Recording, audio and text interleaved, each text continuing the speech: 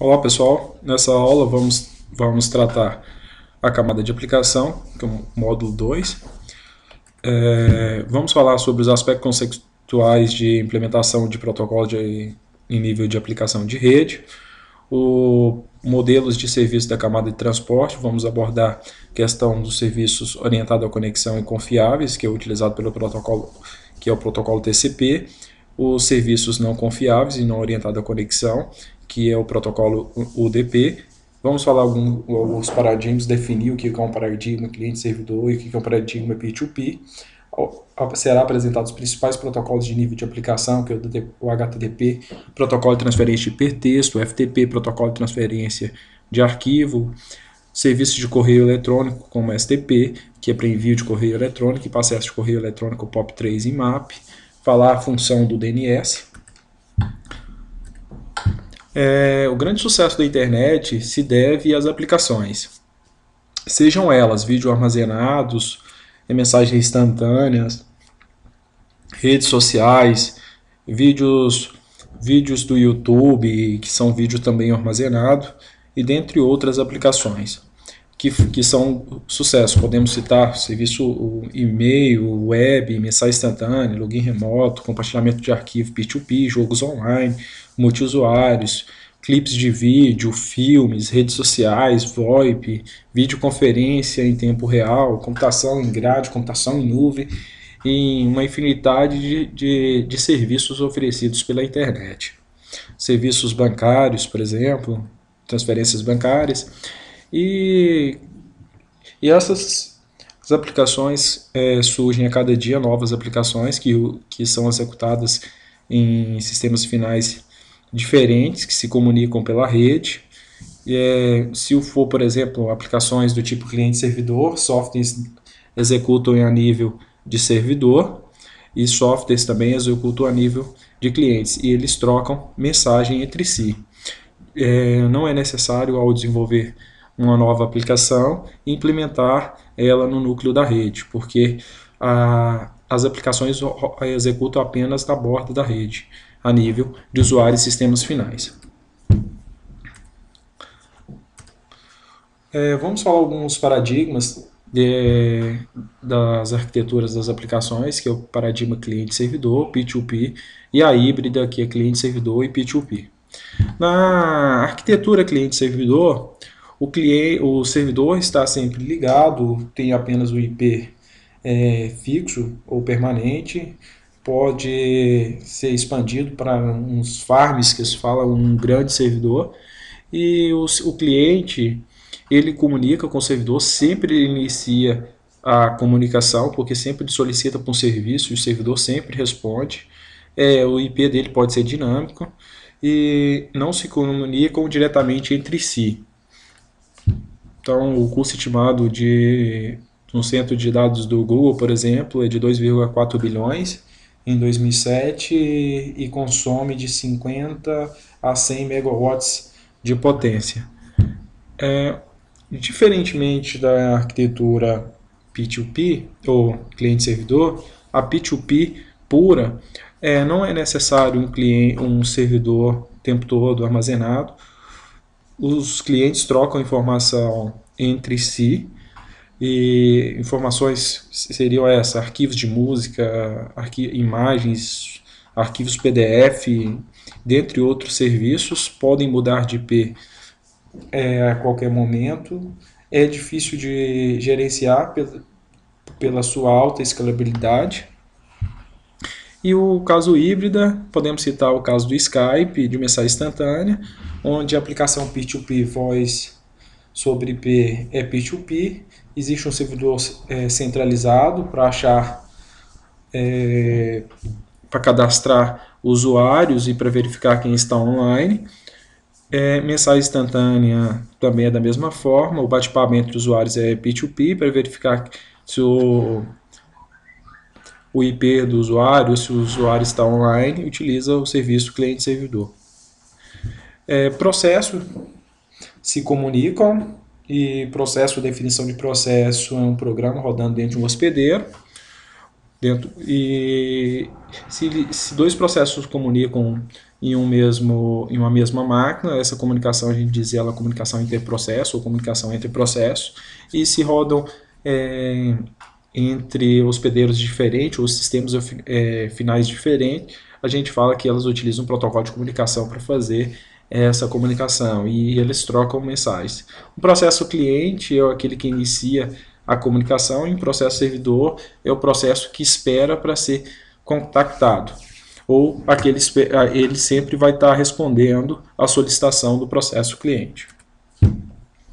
É interessante para entendermos como que esses processos são identificados é a definição de socket, porque o socket é análogo a uma porta onde o processo enviando empurra mensagens. Então o processo que está enviando, ele envia as mensagens pelo socket, que vai utilizar um serviço da camada de transporte para enviar essas mensagens.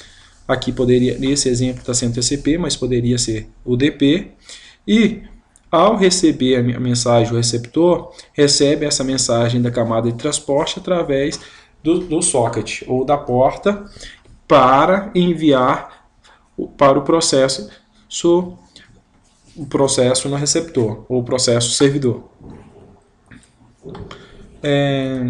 Para receber as mensagens, o processo deve ter um identificador, e esse identificador é através do IP, que ele é composto por 32 bits. Para você verificar qual que é o IP da sua máquina, basta digitar CMT no campo pesquisar, vai aparecer a tela do prompt do DOS e digitar o comando ipconfig. No caso dessa máquina, nossa configuração é o 92.168.0.116, que é o nosso IPv4. A nossa máscara dessa rede é 255.255.255.0 e o nosso gate, ou seja, o primeiro equipamento, que nosso primeiro salto, seria roteado para esse gate, que é 192.168.0.1. No caso dessa configuração aqui, é o gate, meu roteadorzinho sem fio.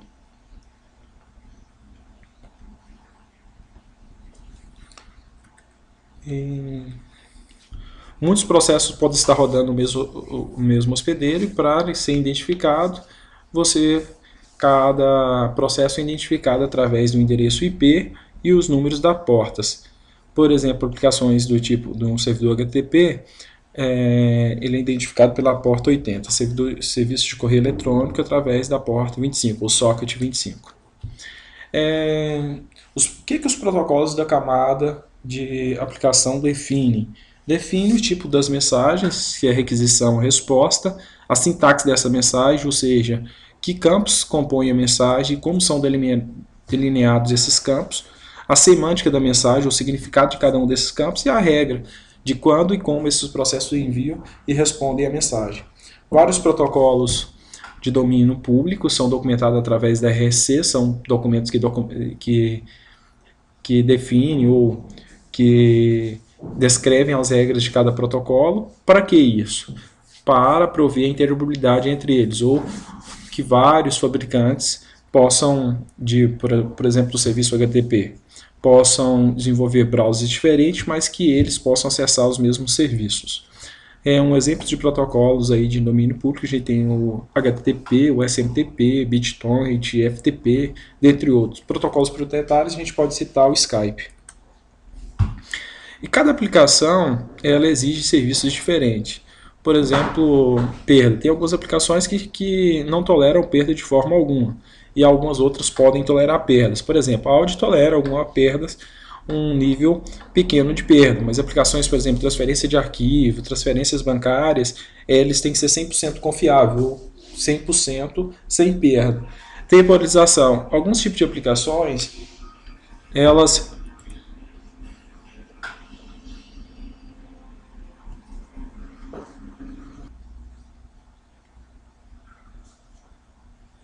algumas aplicações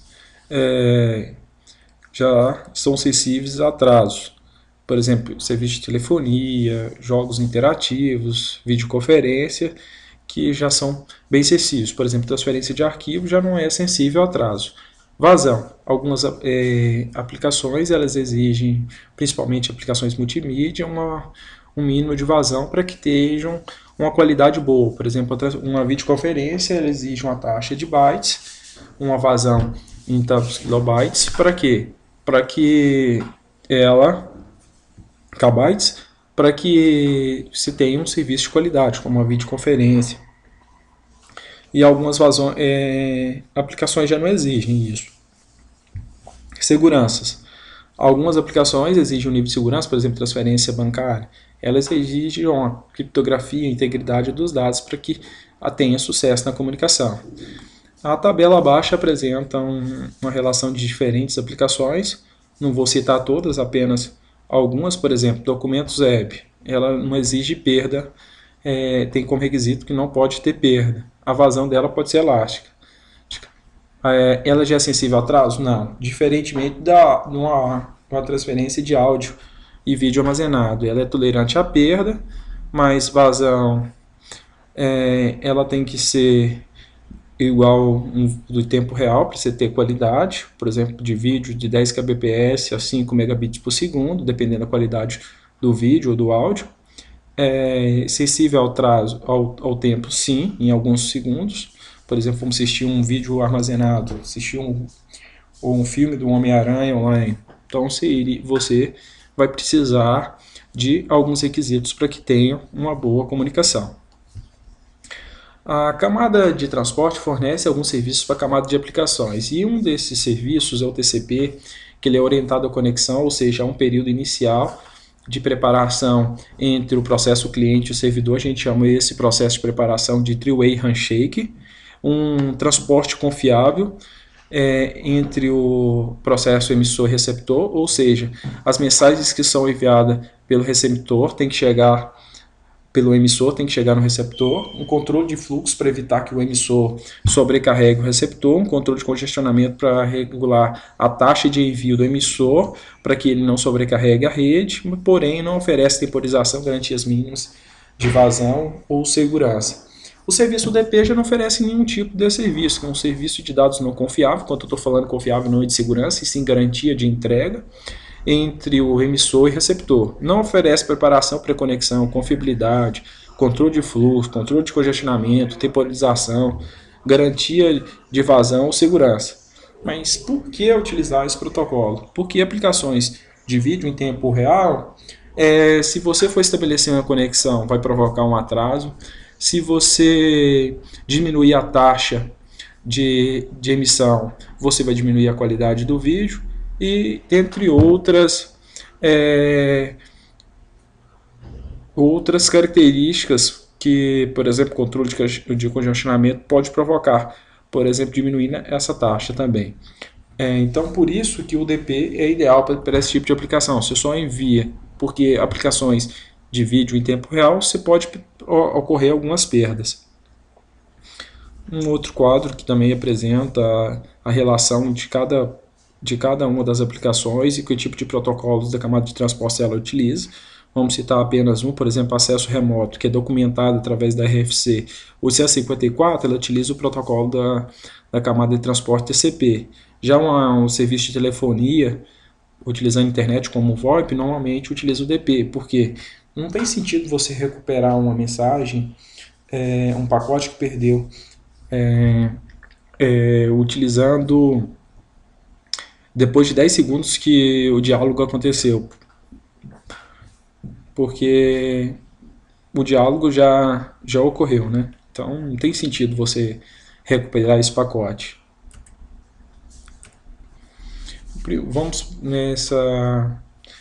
Vamos começar explicando agora alguns exemplos de aplicações. O primeiro das aplicações, vamos falar, é web, o serviço HTTP. A páginas web ela constitui de objetos, e cada objeto é composto de um arquivo HTML, imagens, tablets, tá? E cada página web tem um arquivo HTML básico que vai fazer referência a vários outros objetos, sendo esses objetos imagens JPEG, arquivos de áudio e etc. E cada objeto é endereçável através de uma URL, e essa URL ela define o caminho. A primeira parte, por exemplo, www, o nome do site, vai definir o nome do hospedeiro, por exemplo, que é samschool.edu, nome do hospedeiro, e o caminho, como identificando, por exemplo, no diretório SAMS depth, que está armazenado dentro do hospedeiro, vai ter o arquivo pic.gif. Protocolo de transferência de hipertexto ou Hypertext Transfer Protocol é o protocolo utilizado para transferir as páginas web, que é utilizado na camada de transporte, o principal protocolo, vamos dizer, em nível de aplicação, e utiliza a arquitetura cliente-servidor, onde o cliente utiliza o navegador que requisita e recebe os objetos web. O servidor envia os objetos em resposta a requisições. Então, por exemplo, o usuário requisita uma página, por exemplo, a página do IFTM, utilizando o protocolo HTTP, o servidor do IFTM, rodando um servidor Apache, por exemplo, um servidor web Apache, responde, realiza uma resposta HTTP enviando os arquivos daquela página. O usuário, através do agente usuário browser, carrega aquela página que será exibida para ele para navegação. Usa o TCP, o cliente inicia a conexão TCP através da porta 80 com o servidor aceita a conexão TCP do cliente, mensagens HTTP do protocolo da camada de aplicação trocadas entre o navegador cliente HTTP e servidor web, que é o servidor HTTP, a conexão é fechada. Então, o processo de estabelecimento dessa conexão ocorre através desses passos. Inicia-se uma conexão através da porta 80 com o servidor aceita a conexão, envia o arquivo e depois essa conexão TCP é fechada. Dizemos que o protocolo HTTP é um protocolo sem status, ele não mantém informações nenhuma do passado, do histórico dessas mensagens mantidas. Se o servidor e cliente falhar, suas visões do estado podem ser incoerentes e devem ser reconciliadas. Existem dois tipos de conexões HTTP. HTTP não persistente, no máximo um objeto é enviado por uma conexão TCP, e conexões persistente. Múltiplos objetos devem ser enviados por uma única conexão TCP entre o cliente e o servidor. No primeiro caso, o não persistente, apenas um objeto é enviado. A não persistente, apenas um objeto é enviado. O HTTP persistente, múltiplos objetos são enviados ao mesmo tempo. Suponha que o usuário digite a URL home, por exemplo, www.sumschool.edu/some-department/home.index, a página HTML do objeto. Então, inicia-se uma conexão TCP com o servidor HTTP, que é o processo, entre Summer School na porta 80, o servidor HTTP no hospedeiro, www.summerschool.edu, espera a conexão TCP na porta 80, aceita a conexão e notifica o cliente. O cliente envia a mensagem de requisição HTTP contendo a URL pela socket de conexão TCP estabelecida, que é na porta 80. A mensagem indica que o cliente deseja o objeto summes.department/home.index. O servidor HTTP responde a mensagem de requisição, forma a mensagem de resposta contendo o objeto requisitado e envia a mensagem para o seu socket.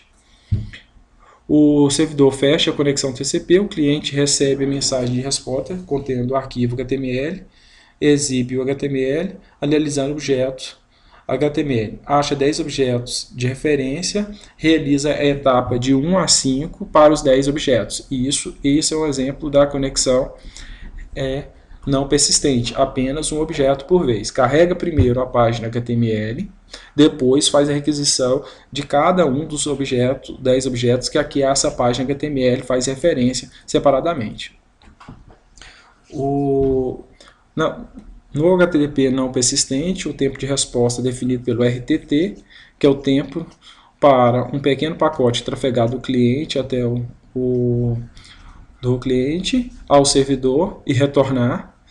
É o tempo de resposta. Um RTT para iniciar a conexão, um RTT para requisição HTTP e primeiros bytes da resposta HTTP retornarem, tempo de transmissão do arquivo. Então você vai gastar 2 RTTs para iniciar a conexão. E para fazer a requisição do objeto, para depois fazer a transferência do arquivo. Problemas do HTTP não persistente. Requer 2 RTT por objeto. Então você vai ter um overhead para cada objeto de conexão. Navegador geralmente abre conexões TCPs paralelas para buscar objetos de referência. Então, a maioria dos navegadores utilizam o que? O HTTP persistente. O servidor deixa a conexão aberta depois de enviar a resposta, mensagem HTTP seguintes entre o cliente e o servidor enviados pela conexão aberta. Então, você vai gastar apenas dois HTTP para iniciar a conexão. Então, a economia desse RTT, porque o RTT é o tempo de uma mensagem ir e voltar. Isso vai provocar um atraso. No mínimo, RT para cada objeto de referência. Mensagem de requisição. Tem dois tipos de mensagem de requisição HTTP, de requisição e resposta. E elas são documentadas pelo código ASCII2. A GET já seria a mensagem. Tem dois tipos de mensagens de comandos, GET, POST e READ. E aqui um exemplo de um tipo de mensagem de requisição, onde você está solicitando uma página utilizando o protocolo HTTP 1.0 do host www.summerschool.edu, que utiliza o agente de usuário ou browser Mozilla versão 4.0, a conexão está fechada e qual a linguagem que foi aceita, francês. Um exemplo de um formato de uma mensagem HTTP. O post, que é página web, geralmente inclui entradas do formulário. Entrada é enviada ao servidor no corpo da mensagem, então seriam aquelas mensagens que você vai estar fazendo um formulário ou digitando uma senha. E o método URL usa o método GET, entrada é enviada no comando da URL na linha de requisição. Então, o HTTP 1.0 tem os métodos GET, POST e READ, que pede ao servidor para deixar objetos registrados fora da resposta, e 1.1 tem o GET, POST, o READ e o PUT, que envia arquivos no corpo da entidade ao caminho especificado no campo da URL. Tem o DELETE, que exclui arquivos especificados no campo da URL. Aqui a gente tem um tipo de resposta aqui, HTTP 200.ok, que é uma resposta quando o servidor tem aquela página, que tem o horário que aquela página foi armazenada, tem qual o servidor que está sendo utilizado, qual foi a última modificação, tamanho, e que tipo que é o conteúdo dessa mensagem, no caso aqui é do tipo HTML. Alguns códigos de mensagem HTML, por exemplo, quando tem OK, requisição bem sucedida, 301, o objeto foi requisitado, foi movido. 400, a mensagem de requisição não entendida pelo servidor. 404, acho que todo mundo já deve ter encontrado essa mensagem, que é not found, ou aquela página não está localizada no servidor. 501, HTTP versão não suportada. O Telnet é um serviço de acesso utilizado para acessar remotamente alguns servidores. Então você, por exemplo, pode, se eu quisesse acessar remotamente o servidor do site cis.poli.edu.80, basta digitar Telnet, que abriria uma conexão, poderia enviar mensagem através de um GET, solicitando o livro do host, que eu estaria utilizando o protocolo HTTP.0, ia dar resposta. Apenas aqui, esses três passos aqui é mostrando que, por exemplo, o servidor Telnet seria um servidor para acesso de login remoto entre qualquer serviço do nível de aplicação. Vocês podem utilizar cookies. Cookies seriam que vai guardar informações dos usuários e que podem ser para que os sites possam fazer propagandas e fornecer alguns produtos. Quatro componentes interessantes: a linha do cabeçalho do cookie da mensagem de resposta HTTP, a linha de cabeçalho do cookie na mensagem de requisição HTTP, arquivo de cookie na máquina do usuário, controlada pelo navegador browser, o banco de dados de apoio no site web. Por exemplo, Suzana sempre acessa a internet pelo PC, visita um site de comércio eletrônico pela primeira vez. Quando as primeiras requisições chegam ao site, este cria IP exclusivo, entrada de dados no banco de dados para apoio de. Isso aqui seria aquele caso que quando você abre seu Facebook, e mais anteriormente você estava procurando passagens aéreas, por exemplo, por Orlando, ou, ou procurando comprar um fogão, a geladeira, e quando você abre um site de relacionamento, por exemplo, fica apresentando para você propagandas desses produtos. Isso é um exemplo de um cookie, porque vai guardando informações do que você vai navegar. Ou eu mesmo, quando eu fico procurando camisetas do Corinthians, aí vou acessar outro site, aparece anúncios da camiseta do Corinthians. Isso aqui é só um exemplo como que é feito esse processo. Aí esse cookie tem um código para identificar, e eles armazenam esse código e vai guardando essas informações no servidor do que você vai utilizar. O que os cookies podem ter? Autorização em carrinhos de compra, recomendações, estado de sessão do usuário. Como manter o estado? Então, ele tem nas extremidades do protocolo manter o estado do emissor receptor por múltiplas transações. Essas cookies são mensagens HTTP que transportam estado. Lembrando que o protocolo HTTP ele não mantém estado dessa conexão. Então, isso aí com o cookie que vai precisar desses servidores para fazer isso. Os cookies permitem que os sites descubram muito sobre você. Você pode fornecer nome, e-mail aos sites. Aqui, o servidor cache. Servidor cache ele satisfaz as requisições do cliente sem envolver o servidor de origem. Vamos imaginar uma instituição grande onde acessa, por exemplo, vamos pensar o Instituto Federal do Triângulo Mineiro, em uma das suas unidades, vamos pensar a unidade de Uberaba, vários servidores acessam o site do IFTM ao mesmo tempo. Então, se todo momento fosse acessar o servidor onde está hospedado o site do IFTM, sempre teria que solicitar essa navegação. Uma das formas para solicitar o grande gargalo seria o tráfego da internet, não sim o tráfego da rede local. Então, sempre teria que solicitar esse serviço ao servidor de origem.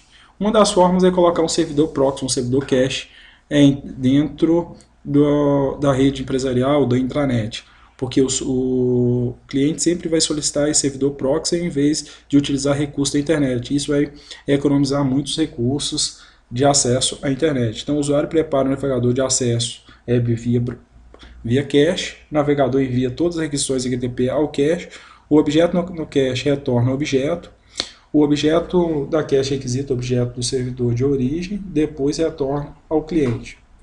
Por exemplo, você solicita um serviço HTTP de um servidor de origem, vamos falar que é a página do cliente. O primeiro cliente solicitou esse serviço, o proxy não tinha, ele fez a solicitação ao servidor de origem. O cliente 2 solicita esse serviço ao servidor proxy, o servidor proxy não realiza a consulta ao servidor de origem. Ele, como tem essa página, a procura entre as páginas que ele tem armazenada na sua cache, verifica que a página foi requisitada. Então, com isso, ele vai poupar recursos da rede. A cache atua como servidor, como cliente-servidor. Normalmente, a cache é instalada por um ISP da universidade, escola, residencial. Por que a cache web? Porque reduz o tempo de resposta à requisição do cliente, porque reduz o tráfego no enlace de acesso de uma instituição ou um enlace da internet. A internet densa com caches permite que os provedores de conteúdo fracos remetam conteúdos efetivamente, mas ao mesmo tempo ocorre compartilhamento de arquivos P2P. Exemplo de caches. Aqui um exemplo que mostra o tamanho médio de um objeto. Vamos falar que é 1 milhão de bits. A taxa de requisição média dos navegadores da instituição do servidor de origem é 15 segundos. O atraso roteador da instituição a qualquer servidor de origem é de 2 segundos. A utilização na LAN 15%, a utilização no enlace de acesso 100%. O atraso total é o atraso da internet, mais o atraso do acesso, mais o atraso da LAN. Então seria 2 segundos, mais x minutos, mais y milissegundos. Então, uma solução, aumentar a largura de banda do enlace de acesso, digamos, para 100 megabits. Deixa eu ver aqui. Ciente.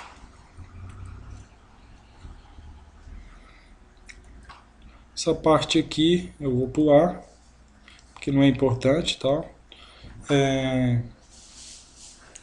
Vamos falar um pouquinho sobre o get condicional para verificar se as páginas estão atualizadas na versão mais modificada. Utiliza, por exemplo, um f modify size ou a última modificação desse site. O servidor responde ao conteúdo web se a cópia em cache estiver atualizada.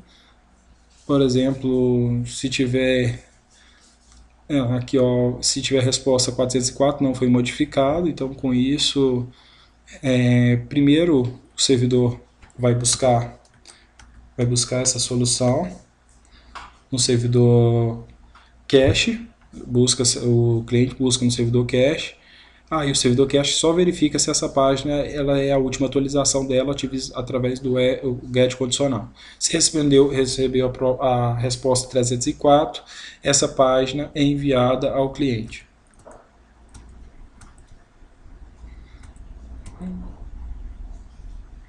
FTP, o servidor FTP é um servidor de arquivo. A gente diz que esse é um serviço fora de banda, porque ele utiliza duas portas, duas conexões, uma porta para comunicação de dados e uma para controle.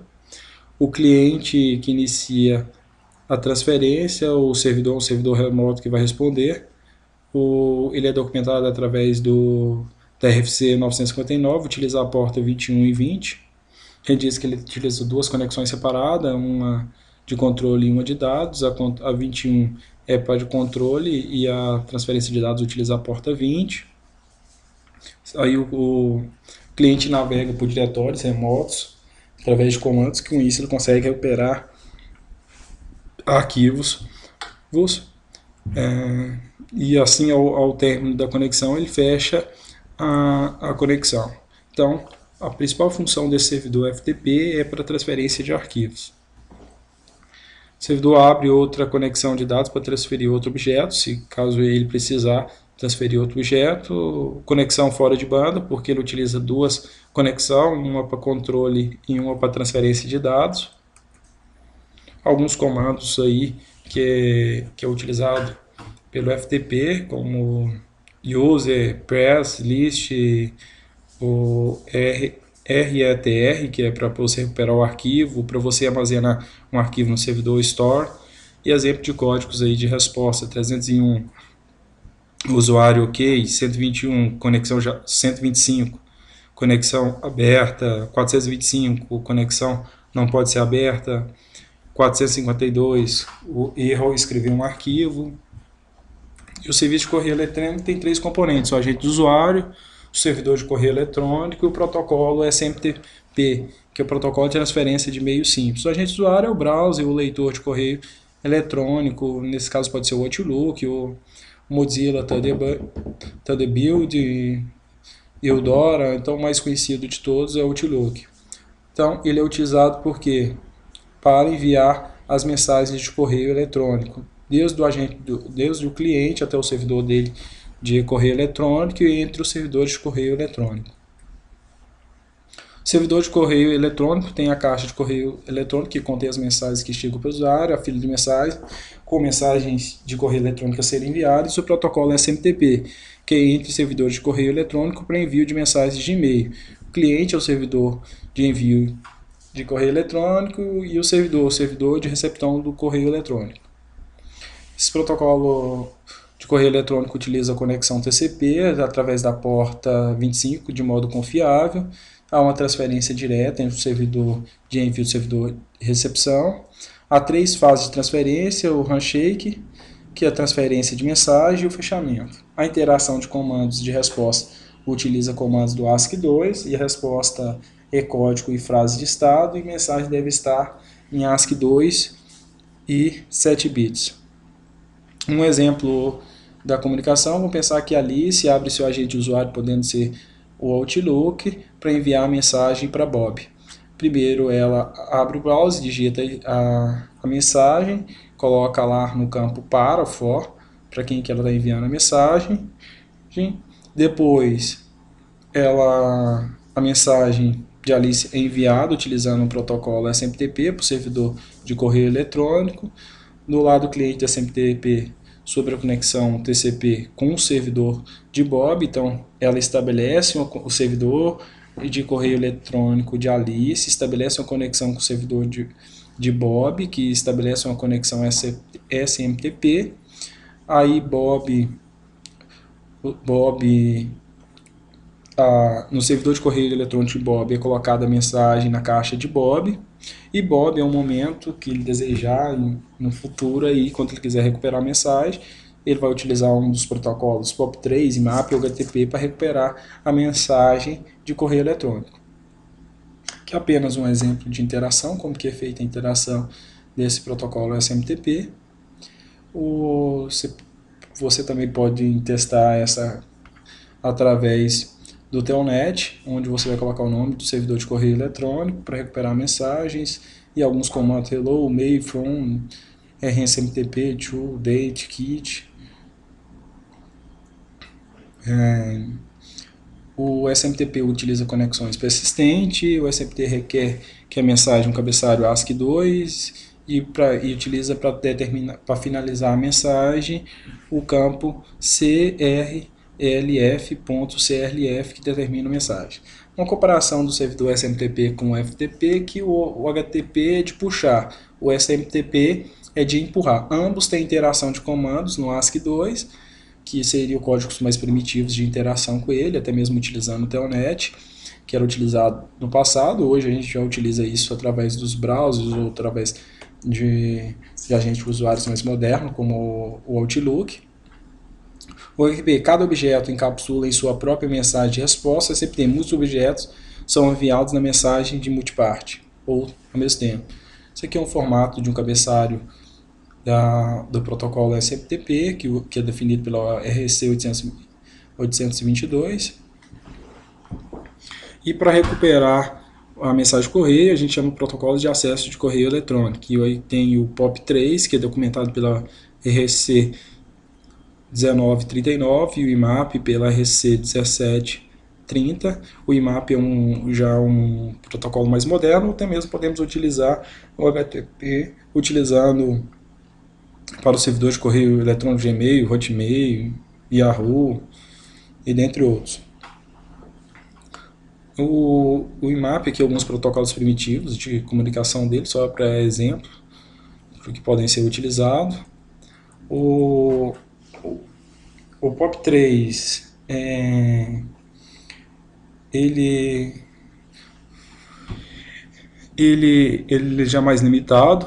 O Bob não pode reler e-mail sem mudar o cliente. O download e manter cópias de mensagens em clientes diferentes. O POP3 é ser estado entre as sessões. O IMAP já mantém todas as mensagens em um local. O servidor permite que o usuário organize mensagens em pasta. O IMAP mantém estado do usuário entre as sessões, nome de pasta, mapeamento de endereço das mensagens e outros nomes de pastas. O DNS já é um dos protocolos importantes para que a comunicação web, porque como nós seres humanos temos uma dificuldade imensa de gravar números, por exemplo, muito mais fácil gravar nomes. E todo o núcleo da rede utiliza-se o IP, então os servidores são identificados por IP. Então o que o DNS ele faz? Ele faz o mapeamento entre o endereço IP e um nome de uma URL. Por exemplo, ele pega o site do IFTM, por exemplo, www.iftm.edu.br, e transforma esse nome em um endereço IP. Por exemplo, vou só abrir aqui, vou utilizar cmd, por exemplo, ping www.iftm.edu.br. O site do IFTM ele é identificado pelo quê? Pelo IP 187.72.225.18. Todos os pacotes que vão ser enviados para esse endereço na rede, seria roteado, e não para o endereço iftm.edu.br. Então, o servidor de nome DNS é um servidor de banco de dados distribuído, um servidor de nome. Distribuído por quê? Porque se fosse apenas um centralizado, teria apenas um ponto de falha, e isso facilitaria ataques, porque não centralizado, um único ponto de falha, um grande volume de dados, um grande banco de dados, dificilmente manutenção. Então o servidor DNS faz a tradução de nome de hospedeiro em endereço IP, apelido de hospedeiro, nomes canônicos, apelido de servidor de correio eletrônico, então ele faz essa conversão aí em endereço IP. Ele é organizado de forma hierárquica, tem um servidor raiz, e depois tem os servidores dns.com, .org, .edu, e depois os outros servidores DNS, já por exemplo yahoo.com, amazon.com, aqui tem bps.org, os edus aqui, poly.edu, imas.edu, ou iftm.edu. Então, aqui os servidores raiz seriam aqueles grandes servidores que vão fazer a tradução, e eles vão estar ligados aos servidores de autoridades, que vão ser aqueles .org, que mantém o mapeamento de todos os sites. No mundo a gente tem 13 servidores de nome raiz no mundo. Tem o de alto nível, que esses servidores responsáveis .org, .net, .edu, e tem os servidores com autoridades, que já servidores por exemplo, da yahoo.com, então já seria de autoridades, onde está armazenada essa informação.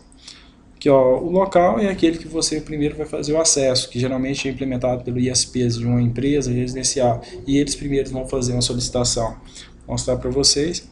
Primeiro, .edu, você vai fazer a solicitação ao seu servidor local, que vai fazer uma solicitação ao servidor raiz, esse é uma repetida, ela vai fornecer o endereço do seu servidor de autoridade. Depois, seu servidor de autoridade de alto nível vai responder, que você vai pegar o seu servidor de autoridade, onde vai estar armazenada a página, e depois fornecer esse IP para o cliente. Então esse aqui é um processo repetido. A Recursivo já faz diferente, você faz o raiz faz a solicitação de autoridade de alto nível, depois vai fazer um de autoridade onde está armazenada a página. Então vai responder até chegar ao outro servidor, ao cliente com o IP ou a tradução daquela página que ele estava querendo solicitar no IP real da página. Os servidores DNS, eles podem ser armazenados em cache localmente, para não fazer essa consulta, apenas consultado no servidor local, ou quando houver servidor de nome descobre o mapeamento, ele o mantém em cache, então quando você for fazer uma nova solicitação, apenas consulta a cache para verificar. Esse registro DNS tem vários tipos, tem do tipo A, o NS, o CNAME e o MX. Por exemplo, o CNAME, ele pega um nome e um apelido para algum nome canônico real, por exemplo, www.ibm.com, que na realidade pega o nome da máquina do que está armazenado aquele valor. Então esse é o nome canônico, o nome da máquina é o nome canônico. O MX, que é um servidor associado a correio eletrônico, dentre outros. Só para exemplificação do DNS. Tem dois tipos de mensagem, que é a consulta e resposta, que aí isso é identificado através da flag, que se vai ser consulta ou se vai ser resposta. O campo de identificação é 16 bits para consulta ou até mesmo para resposta. E aqui algumas informações extras sobre ele.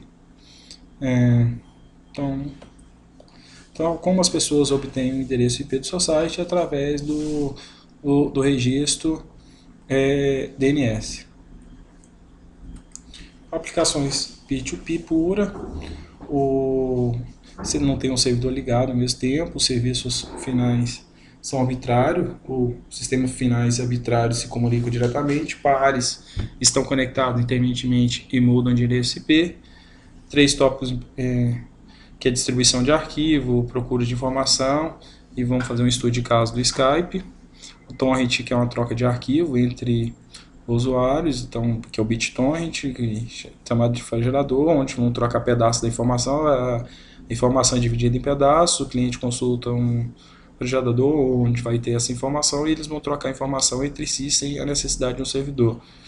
Legal. Então esses pedaços são 216 kbps, essa informação vai ser trocada entre os vizinhos, eles vão conectando, vão trocando informação e formando a mensagem.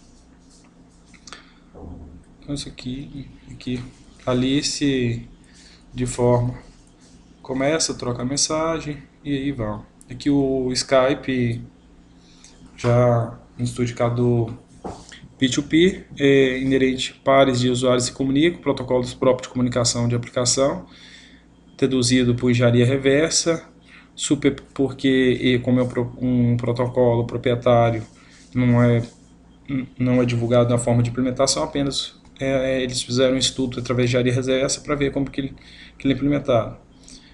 Índice compara os names com o IP distribuídos pelo serviço, então o cliente, aí vai ter um SuperNOR, que vão fazer essa comunicação, aí tem o servidor do Skype, que você vai consultar ele, e o resumo a gente falou só para passei tanto a questão do torrent e o Skype para alongar, estou apenas só para citar esse tipo de serviço, que o BitTorrent é um serviço que é troca de arquivos, enquanto o Skype é para comunicação entre os usuários.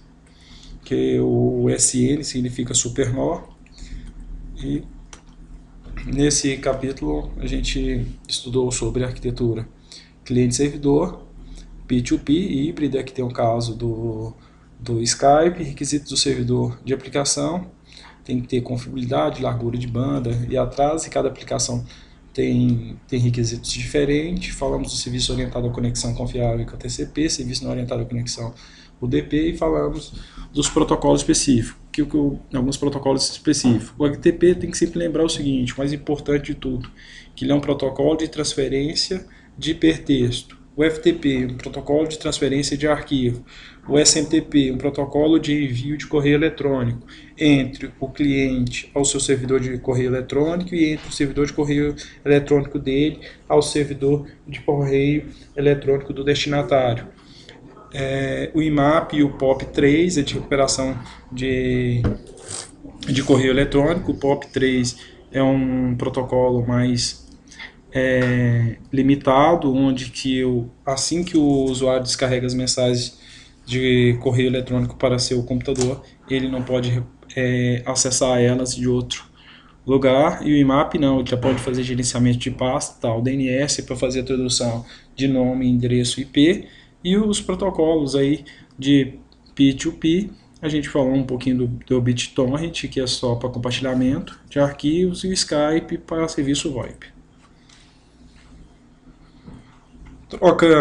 Outra coisa também importante, que a gente precisa, troca de mensagens, tipos, requisição e resposta, onde o cliente solicita, o servidor sempre responde, que cada mensagem ela tem um formato e ela tem um tipo, que é de resposta, de requisição e resposta, que tem um cabeçalho que contém campo, cada campo tem um significado, e temas importantes, tem as mensagens de controle e de dados fora de banda, que é utilizado pelo protocolo FTP, centralizado vezes descentralizado, porque o DNS se não é centralizado e sim descentralizado, porque seria apenas um ponto de falha, difícil manutenção, teria grandes solicitações, um grande volume de tráfego, transferência de dados confiável e não confiável, transferência de dados confiável, que é um serviço interessante para aplicações do tipo transferência de arquivo, aplicações bancárias que tem que garantir a entrega, ou seja, aplicações que elas têm que chegar da mesma forma que saíram, ou de forma, não da mesma forma, a frase mais correta é dizer é a seguinte, elas têm que não terem que ocorrer perda de pacotes, né, da origem até o destino, e não confiável, que tolera algumas perdas de pacote. E a complexidade da rede vai ficar na borda, porque nessa borda que vai estar todo implementado todas as aplicações. Então, terminamos o capítulo, com essa aula terminamos o capítulo 2.